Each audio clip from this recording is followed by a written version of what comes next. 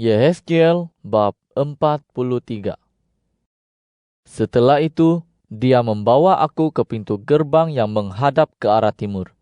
Dan tampaklah kemuliaan Allah Israel datang dari sebelah timur. Bunyinya seperti bunyi limpahan air, dan bumi bersinar oleh kemuliaannya. Penglihatan itu sama seperti penglihatan yang kudapat ketika dia datang untuk memusnahkan kota itu. Juga sama seperti penglihatan yang kudapat di tepi sungai Kebar. Lalu aku pun bersujud. Kemuliaan Tuhan masuk ke dalam bait suci melalui pintu gerbang yang menghadap ke sebelah timur. Roh itu mengangkat aku dan membawa aku ke pelataran dalam. Tampak kemuliaan Tuhan memenuhi bait suci. Kemudian kudengar dia berfirman kepadaku dari dalam bait suci, sementara orang itu berdiri di sampingku. Firman-Nya kepadaku, "Wahai anak manusia, inilah tempat arasiku dan tempat tumpuan kakiku. Disinilah aku akan bersemayam untuk selama-lamanya di tengah-tengah orang Israel. Keturunan kaum Israel, mereka dan juga raja-raja mereka, tidak akan lagi menajiskan namaku yang suci dengan perbuatan kafir mereka, dengan berhala raja-raja mereka di bukit pemujaan, atau dengan menaruh ambang pintu mereka dekat ambang pintuku, dan tiang-tiang pintu mereka di samping tiang-tiang pintuku, sehingga hanya tembok yang memisahkan aku dengan mereka. Mereka telah menajiskan namaku yang suci dengan kekejian yang dilakukan mereka. Sebab itu, aku menghancurkan mereka dalam murkaku. Sekarang, biarlah mereka menjauhkan perbuatan kafir serta berhala raja-raja mereka daripadaku. Maka aku akan bersemayam di tengah-tengah mereka untuk selama-lamanya. Engkau, wahai anak manusia, beritahulah keturunan kaum Israel tentang bait suci ini, supaya mereka berasa malu atas kesalahan-kesalahan mereka. Biarlah mereka memperhatikan rancangan mereka. Jika mereka berasa malu atas segala sesuatu dilakukan mereka, beritahulah mereka kerangka bait itu, tata letaknya, pintu-pintu keluarnya, dan pintu-pintu masuknya, seluruh kerangkanya dengan segala ketentuan serta segala hukumnya. Tulislah di hadapan mata mereka, supaya mereka memperhatikan seluruh wujudnya dan menuruti segala ketentuannya. Inilah hukum mengenai bait itu. Seluruh daerah di sekeliling puncak gunung itu adalah teramat suci. Ya, inilah hukum mengenai bait itu. Inilah ukuran mazbah dalam ukuran hasta. Hasta ini 1 telapak tangan lebih panjang daripada hasta biasa. Bahagian dasarnya sehasta dalamnya dan sehasta lebarnya, dengan pinggiran selebar 1 jengkal pada sekeliling tepinya. Inilah tinggi mazbah itu. Jarak dari dasar di tanah sampai tingkat terbawah ialah 2 hasta dengan lebar 1 hasta. Jarak dari tingkat terbawah sampai ke tingkat yang di tengah ialah 4 hasta dengan lebar 1 hasta. Tempat pendiangannya 4 hasta tingginya, dan dari tempat pendiangan itu menganjur 4 batang tanduk. Tempat pendiangan itu berbentuk 4 persegi dengan panjang 12 hasta dan lebar 12 hasta. Tingkat tempat kedudukan pendiangan itu pun berbentuk 4 persegi dengan panjang 14 hasta dan lebar 14 hasta. Pinggiran di sekeliling mazbah lebarnya 1/2 hasta, manakala dasar di sekelilingnya lebarnya 1 hasta. Tangganya menghadap ke timur. Dia berkata kepadaku, "Wahai anak manusia, beginilah firman Tuhan Allah. Inilah ketentuan-ketentuan bagi mazbah itu. Pada waktu mazbah itu didirikan dan orang hendak mempersembahkan korban bakaran di atasnya, serta memercikkan darah padanya. Berikanlah seekor lembu jantan muda sebagai korban penghapus dosa kepada imam-imam Lewi yang berasal daripada keturunan Zadok, yaitu orang yang boleh mendekat kepadaku untuk menyelenggarakan ibadat bagiku. Demikianlah firman Tuhan Allah. Ambillah sebahagian daripada darahnya dan lumurkanlah pada keempat-empat tanduknya, pada keempat-empat penjuru tingkat itu, dan pada pinggiran di sekelilingnya.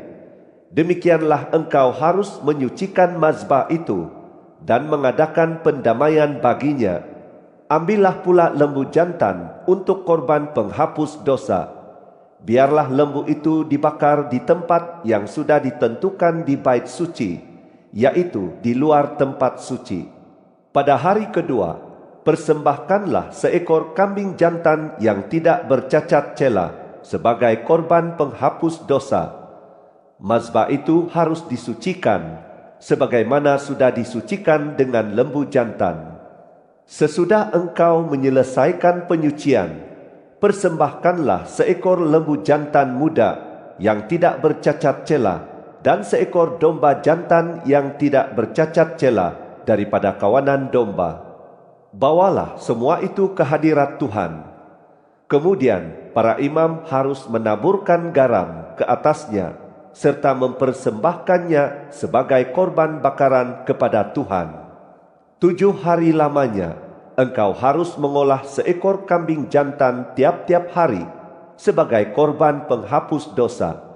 Harus diolah pula seekor lembu jantan muda serta seekor domba jantan yang tidak bercacat cela daripada kawanan domba. 7 hari lamanya mereka harus mengadakan pendamaian bagi mazbah itu dan menyucikannya. Demikianlah mereka merasmikannya. Setelah hari-hari itu berakhir, maka pada hari ke-8 dan seterusnya, imam harus mengolah segala korban bakaranmu serta segala korban kedamaianmu di atas mazbah itu, dan aku akan berkenan kepadamu. Demikianlah firman Tuhan Allah. Yehezkiel bab 44.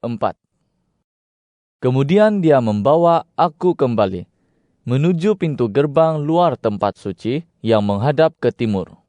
Pintu gerbang ini tertutup.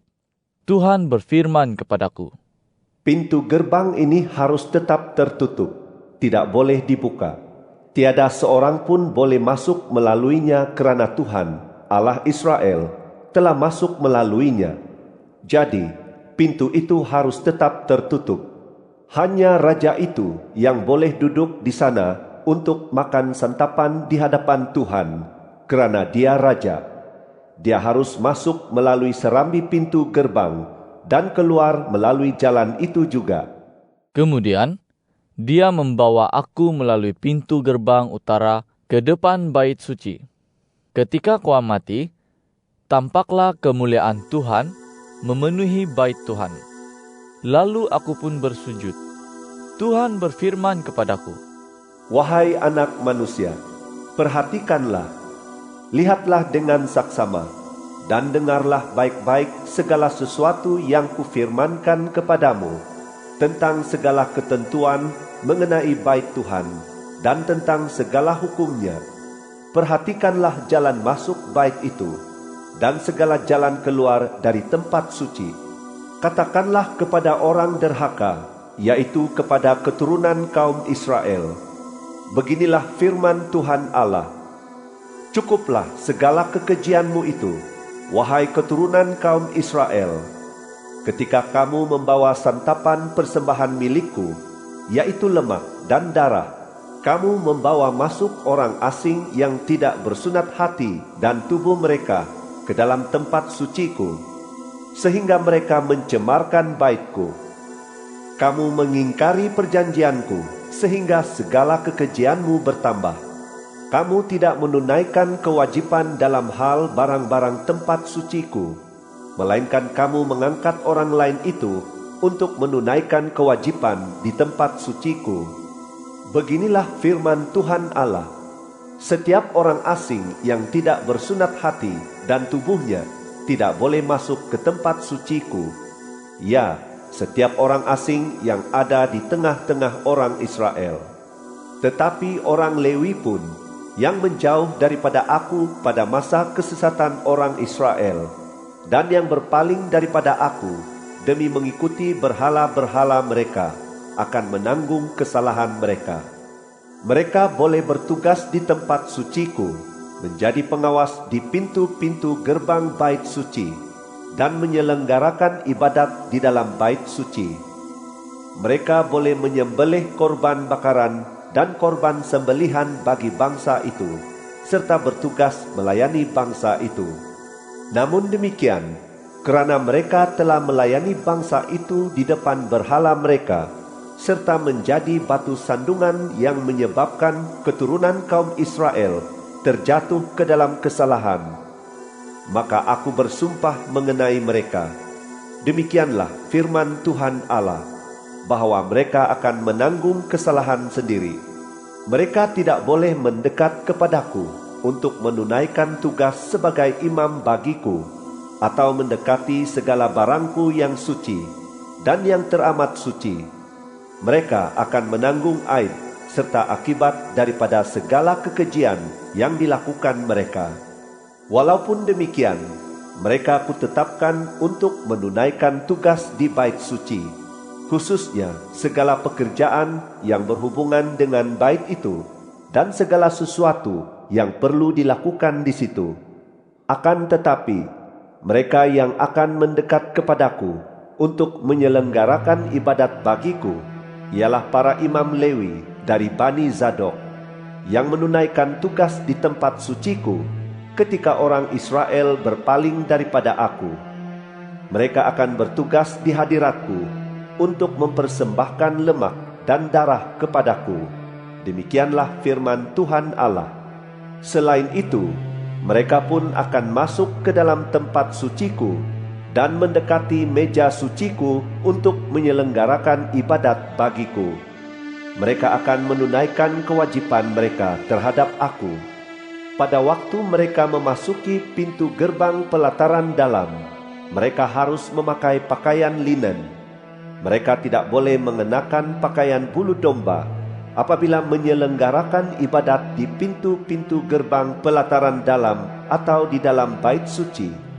Selain itu, mereka pun harus memakai ikat kepala daripada kain linen dan mengenakan seluar linen. Mereka tidak boleh mengikat pinggang dengan sesuatu yang membuat mereka berpeluh. Ketika mereka tampil di pelataran luar untuk menemui orang ramai, mereka harus menanggalkan pakaian yang dipakai mereka sewaktu menyelenggarakan ibadat dan menyimpannya di dalam bilik-bilik suci. Mereka harus mengenakan pakaian yang lain, supaya jangan orang ramai menjadi suci kalau terkena pakaian mereka. Mereka tidak boleh mencukur habis rambut atau membiarkan rambut tumbuh panjang, melainkan hanya boleh memangkas pendek rambut mereka. Semua imam tidak boleh minum air anggur ketika masuk ke pelataran dalam. Mereka tidak boleh memperistri seorang balu atau perempuan yang sudah diceraikan oleh suami, melainkan harus memperistri seorang perawan daripada keturunan kaum Israel atau seorang balu imam. Mereka harus mengajar umatku membezakan antara yang suci dengan yang biasa, dan memberitahukan perbezaan antara yang najis dengan yang tidak najis. Dalam sesuatu perkara, mereka harus bertugas sebagai hakim dan mengadili menurut peraturan-peraturanku. Mereka harus berpegang teguh pada segala hukumku dan ketetapan-ketetapanku pada segala hari perayaanku, serta menjaga kesucian hari-hari sabatku. Mereka tidak boleh mendekati mayat sehingga menjadi najis. Hanya dengan mayat ayah mereka, ibu mereka, anak mereka baik lelaki maupun perempuan, saudara lelaki mereka, atau saudara perempuan mereka yang belum bersuami, mereka boleh menajiskan diri. Setelah disucikan, dia harus menghitung 7 hari. Pada hari dia masuk lagi ke pelataran dalam serta ke tempat suci untuk menyelenggarakan ibadat di tempat suci, dia harus mempersembahkan korban penghapus dosanya. Demikianlah firman Tuhan Allah. Mereka akan memiliki satu harta pusaka. Akulah harta pusaka mereka. Jangan berikan kepada mereka tanah milik di Israel. Akulah milik mereka. Mereka harus memakan persembahan bahan makanan, korban penghapus dosa, dan korban penebus kesalahan. Apa-apapun yang diwakafkan di Israel akan menjadi bahagian mereka. Semua yang terbaik daripada hasil pertama apa-apapun, serta segala persembahan khusus apa-apapun daripada segala persembahan khusus kamu ialah bahagian imam. Yang terbaik daripada tepung barlimu harus kau berikan kepada imam, supaya berkat turun ke atas rumahmu. Segala burung dan haiwan yang sudah mati atau dicabik-cabikkan binatang buas tidak boleh dimakan oleh imam. Yehezkiel bab 45. Apabila kamu membahagi-bahagikan negeri itu menjadi harta pusakamu, wakafkanlah kepada Tuhan sebidang tanah sebagai persembahan khusus yang suci. Panjangnya haruslah 25.000 hasta dan lebarnya 20.000 hasta. Seluruh tanah di sempadan itu suci.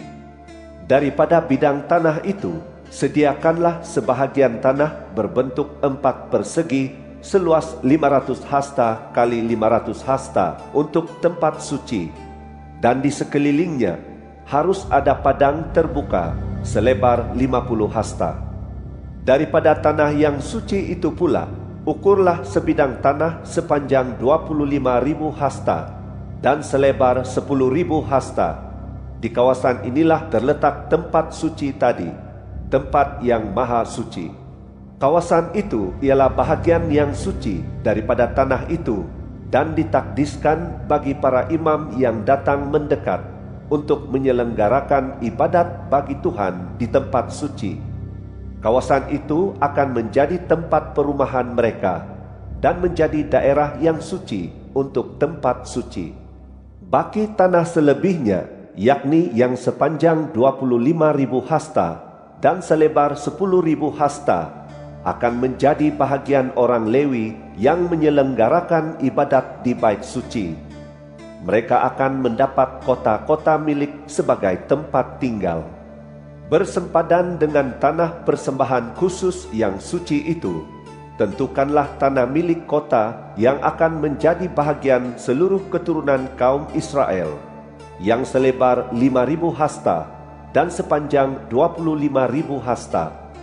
Bahagian raja harus terdapat di sebelah barat dan timur tanah persembahan khusus yang suci, serta tanah milik kota tadi, membentang ke arah barat dari sempadan barat tanah itu, dan membentang ke arah timur dari sempadan timur tanah itu.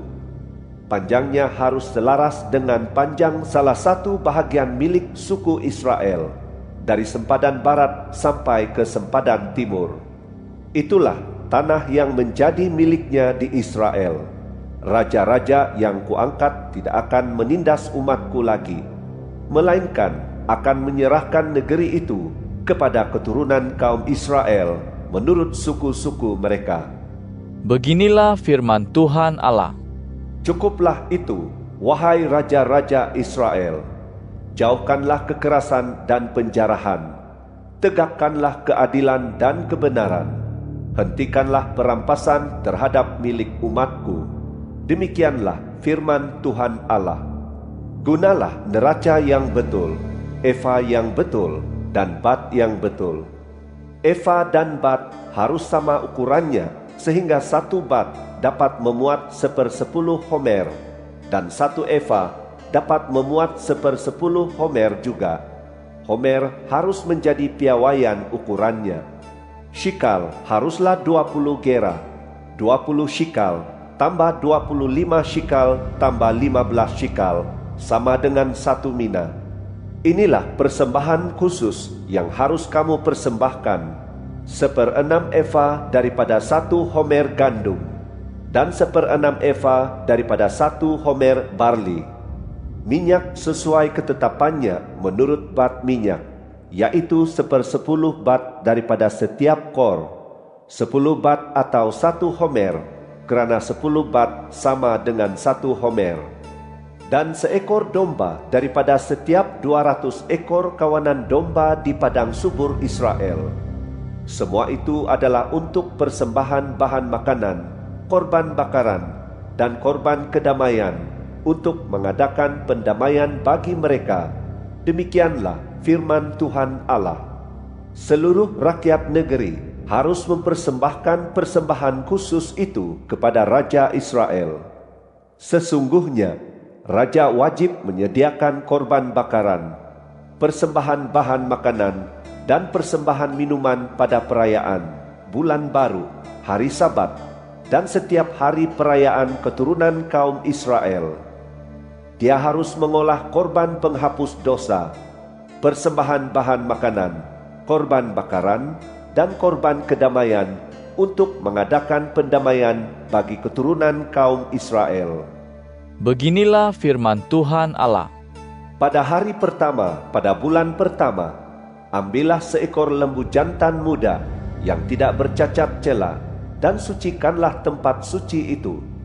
Imam harus mengambil sebahagian daripada darah korban penghapus dosa, lalu melumurkannya pada tiang-tiang pintu bait suci, pada keempat-empat penjuru tingkat teratas mazbah, dan pada tiang-tiang pintu gerbang pelataran dalam. Lakukanlah juga demikian pada hari ke-7 dalam bulan itu bagi orang yang berbuat dosa kerana kejahilan dan kesilapan yang tidak sengaja. Dengan begitu engkau mengadakan pendamaian bagi bait suci. Pada hari ke-14 dalam bulan itu juga, adakanlah perayaan Paskah. Perayaan itu harus berlangsung selama 7 hari. Dan orang harus makan roti yang tidak beragi. Pada hari itu, raja harus mengolah lembu jantan sebagai korban penghapus dosa bagi dirinya dan bagi seluruh rakyat negeri. Tiap-tiap hari selama 7 hari perayaan itu, dia harus mengolah korban bakaran bagi Tuhan berupa 7 ekor lembu jantan dan 7 ekor domba jantan yang tidak bercacat celah, serta korban penghapus dosa berupa seekor kambing jantan. Dia harus mengolah persembahan bahan makanan berupa 1 eva tepung untuk seekor lembu jantan, 1 eva tepung untuk seekor domba jantan, dan 1 hin minyak untuk 1 eva tepung. Pada hari perayaan, pada hari ke-15 bulan ke-7, dia harus mengolah korban penghapus dosa, korban bakaran, persembahan bahan makanan, dan minyak dengan cara yang sama, lalu dilanjutkan 7 hari lamanya.